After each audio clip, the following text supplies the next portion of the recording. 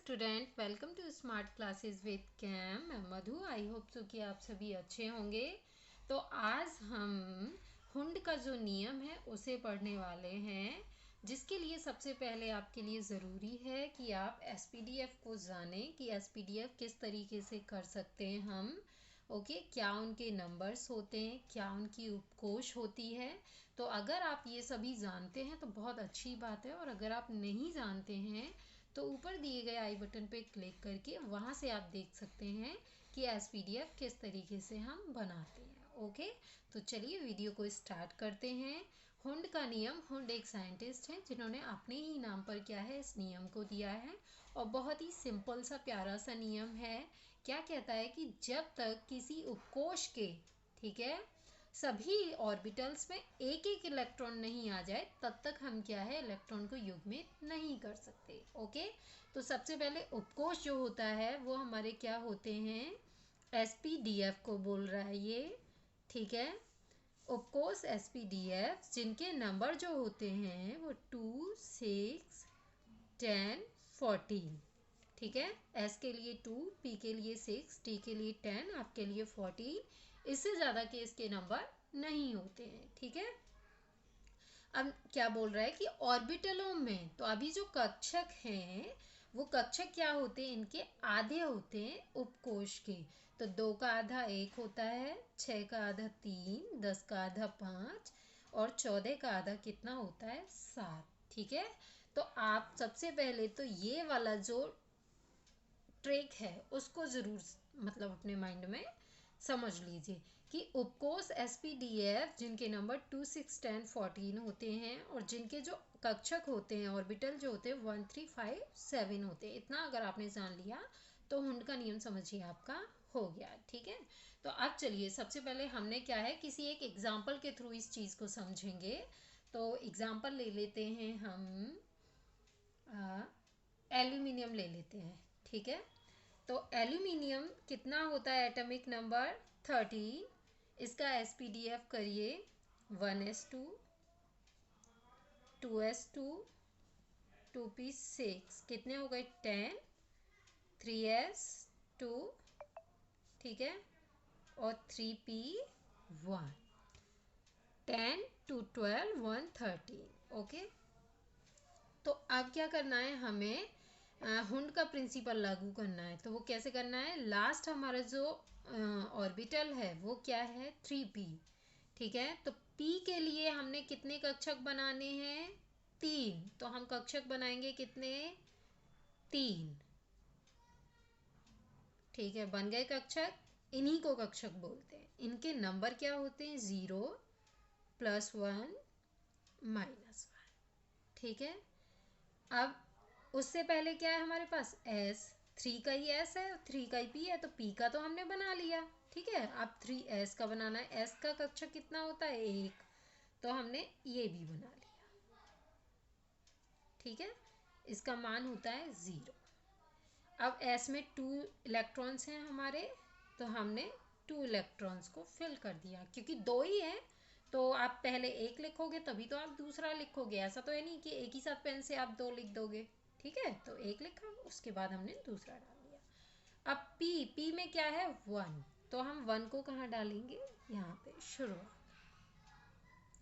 हुंड का नियम कहता ही ये है कि पहले एक एक करके इलेक्ट्रॉन सारे कक्षकों में जाने चाहिए।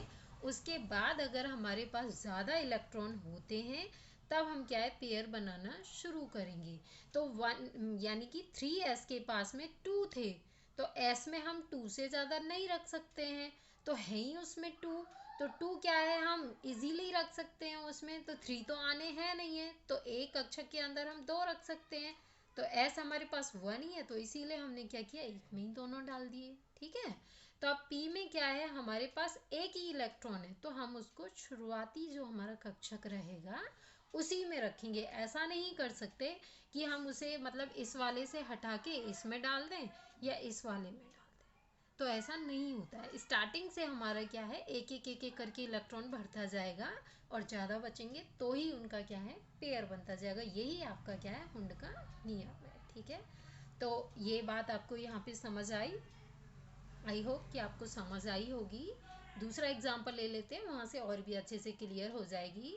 जैसे कि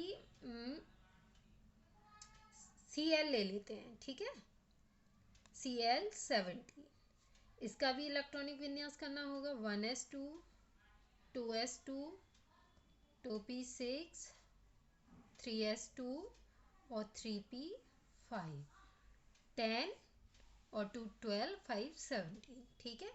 अब 3s के हैं और 3p के हैं, तो s के लिए हमें कक्षक कितना बनाना है, 1, जिसका मान क्या रहेगा 0, और p के लिए हमें कक्षक कितने बनाने हैं, 3, ठीक है, मान क्या रहेगा 0 + 1 - 1। s में हमारे 2 इलेक्ट्रॉन हैं तो हम 2 डाल देंगे, ठीक है, s हमारा कंप्लीट है। ये हो गया 3s और ये हो गया 3p। p में हमारे कितने इलेक्ट्रॉन है, 5, और पांचों को हम कैसे डालेंगे, पहले वाले में पहले 1 डालेंगे, फिर दूसरे वाले में 1 डालेंगे, तीसरे वाले में 1 डालेंगे, हमारा कक्षक हो गया पूरा। तो अब हम क्या है, पेयर बनाना शुरू कर देंगे, ठीक है, क्योंकि हमारे पास 3 ही इलेक्ट्रॉन भरे हैं, अभी तो 2 और बचते हैं। तो स्टार्टिंग वाले से हम पेयर बनाना शुरू करेंगे, 4 हो गए, अब क्या हो गया, ये 5, ठीक है, हमारे इलेक्ट्रॉन खत्म हो गए। तो अब क्या है हमारा, यहाँ पे ये जो कक्षक है वो कंप्लीट हो जाता है, ठीक है। पेयर हमने तभी बनाए तब हमारे कक्षक क्या है, कंप्लीट हो गए। ओके, अब जैसे कि एक बड़ा सा ले लेते हैं डी का, जैसे डी में हम ले सकते हैं क्रोमियम को, ठीक है। क्रोमियम क्या होता है हमारा, 24, ठीक है।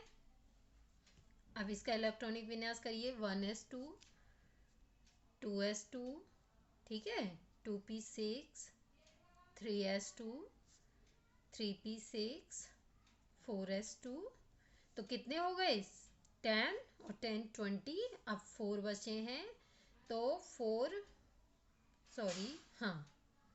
3d4, क्योंकि 4s के बाद ही हमारा 3d आता है, ये एक एक्सक्लूजन है यानी कि अपवाद है, ठीक है। तो अब देखिए आप, तो लास्ट हमारा क्या है, 4s और 3d, ठीक है।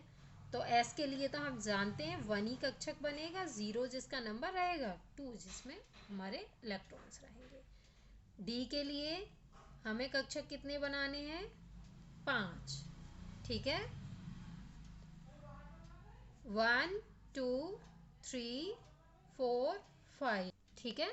तो d में हमारा क्या है, 4 इलेक्ट्रॉन्स आते हैं। तो सबसे पहले हम इसके क्या है नंबर्स कर लेते हैं, 0 +1 +2 -1 -2, ठीक है। अब हम 4 हमारे पास इलेक्ट्रॉन्स हैं, तो सबसे पहले हम स्टार्टिंग के कक्षक से शुरू करेंगे, 1 2 3 4, ओके। अब 5 तो है नहीं है जो हम 5 वाले में डालेंगे हमारे पास, और ना ही पेयर बनाने के लिए हैं, तो हमारे कक्षक क्या हैं, यहीं पे अपने इलेक्ट्रॉन्स को कंप्लीट कर लेते हैं, ठीक है। तो आपने क्या देखा है कि जितने हमारे कक्षक हैं, ठीक है, उन सब में इलेक्ट्रॉन आए ये ज़रूरी नहीं है, ज़रूरी है कि हमें पेयर सिर्फ उसी का बनाना है जब हमारे सारे कक्षकों में क्या है, इलेक्ट्रॉन भर जाए, ठीक है। तो हुंड का नियम आई होप कि आपको समझ आ गया होगा, ठीक है। तो मैं इतना ही कहना चाहूँगी लास्ट में कि वीडियो अगर आपको अच्छी लगी हो तो प्लीज़ इसे लाइक करो, शेयर करो, और अगर चैनल पे पहली बार विजिट कर रहे हो तो नीचे दिए गए रेड कलर के बटन को सब्सक्राइब कर लो, ओके, ताकि आगे आने वाली वीडियो आपको मिलती रहे, उन नोटिफिकेशनों से आप दूर ना रहें, ओके। तो थैंक्स फॉर वॉचिंग, बाय।